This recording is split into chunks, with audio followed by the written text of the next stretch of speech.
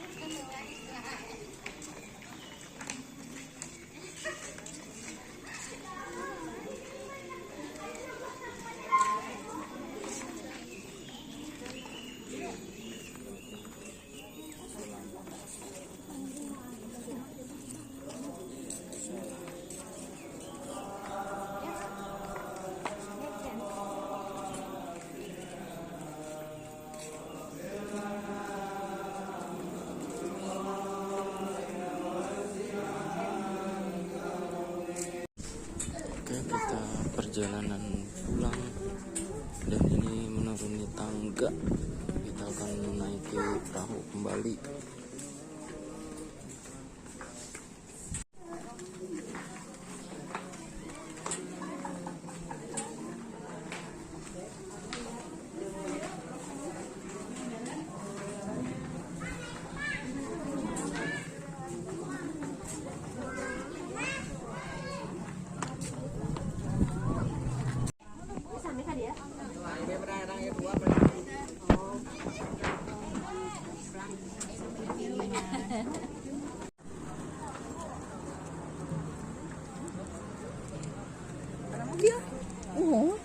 Dia pada langsung ke mana?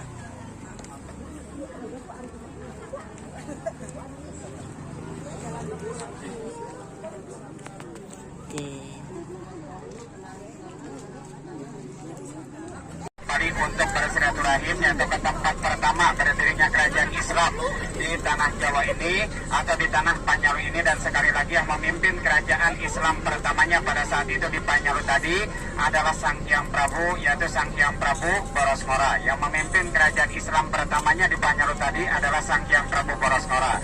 Dan tadi ibu bapak, kenapa bisa adanya situ lengkong di Panjalu tadi atau bisa adanya danau di Panjalu tadi merupakan kebesaran Nyalo atau kekuasaan Nyalo berkat segayung air jam-jam yang oleh dari Sayyidina Ali. Mulanya gini atau singkat ceritanya gini, mulanya Sang Hyang Prabu Borosngora mulanya pergi ke tanah suci Mekah dan kemudian bertemu dengan Sayyidina Ali, kemudian belajar agama Islam dari Sayyidina Ali. Setelah lulus belajar agama Islam diberi gelar atau nama atau diganti namanya dari Sang Hyang Prabu Borosngora menjadi Syekh Haji Abdul Iman, atau nama Islamnya adalah Syekh Haji Abdul Iman. Kemudian sepulangnya dari tanah suci Mekah dikasih oleh-olehnya atau diberi oleh-olehnya oleh Sayyidina Ali. Yang pertama adalah pedang cis. Ya mungkin sekarang pedang cisnya dari Sayyidina Ali masih ada utuh, yaitu di Museum Panjalu atau Bumi Alit. Museum Panjalu atau Bumi Alit itu adalah tempat peninggalan yaitu semua pusaka kerajaan Panjalu. Dan satu lagi oleh-olehnya dari Sayyidina Ali, satu lagi itu adalah segayung air jam-jam tadi. Segayung air jam-jam itu lalu kemudian ditumpahkan di tanah pasir Panjalu tadi hingga menjadi sumber air, hingga airnya bertambah banyak, maka jadilah situ lengkong Panjalu seperti sekarang ini atau seperti tadi. Dan kemudian kalau tadi di pintu gerbang atau di pintu masuk kita melihat dengan dua patung harimau atau macan yang berwarna hitam sama putih tadi, itu tadinya atau dahulunya merupakan dua anak saudara, yaitu lelaki sama perempuan dari kerajaan Majapahit yang bernama yaitu Bombang Larang sama Bombang Kencana. Kenapa mereka berdua bisa berubah menjadi harimau? Dikarenakan dahulunya mereka ketika mau bepergian tidak mempunyai izin atau restu dari ibunya, dan ketika di perjalanan mereka ketemu lagi itu dengan kakek-kakek itu yang bernama Aki Garahang namanya, melarang jangan mandi di pembuangan situ lengkong Panjalu tadi, bukan di situ tadi tapi di pembuangannya, dikarenakan dahulunya masih dianggap suci, tidak boleh dipakai mandi, tetapi mereka berdua malah tetap memaksa yaitu mandi di sana. Akhirnya mereka pun mandi dan berubah wujudlah menjadi harimau seperti yang digambarkan yaitu di pintu gerbang tadi. Dan akhirnya mereka pun menyesal, maka mereka bersumpah akan menjaga yaitu danau Panjalu tadi dan tidak akan pernah yaitu mengganggu orang Panjalu. Makanya itu sekarang ditaruh di pintu gerbang, itu buktinya untuk penjagaan yaitu danau Panjalu tadi. Kemudian kalau makam yang di atas atau makam yang paling atas itu namanya adalah Raden Adipati Haryang Kencana. Raden Adipati Haryang Kencana itu siapa lagi? Raden Adipati Haryang Kencana itu adalah putranya dari Sang Hyang Prabu Borosmora atau Syekh Haji Abdul Iman. Dan Raden Adipati Haryang Kencana juga adalah sekaligus penerus kerajaan Islam yaitu di tanah Jawa ini atau di tanah Panjalu ini. Nah, untuk itu sekali lagi mudah-mudahan para jamaah dari pada Herang Pangandaran ini atas berziarahnya yaitu ke Panjalu ini, mudah-mudahan semuanya mendapatkan rahmatnya Allah Subhanahu wa taala, juga mendapatkan keberkahannya, dan juga cita-citanya dan keinginannya mudah-mudahan dikabulkan oleh Allah Subhanahu wa taala. Amin.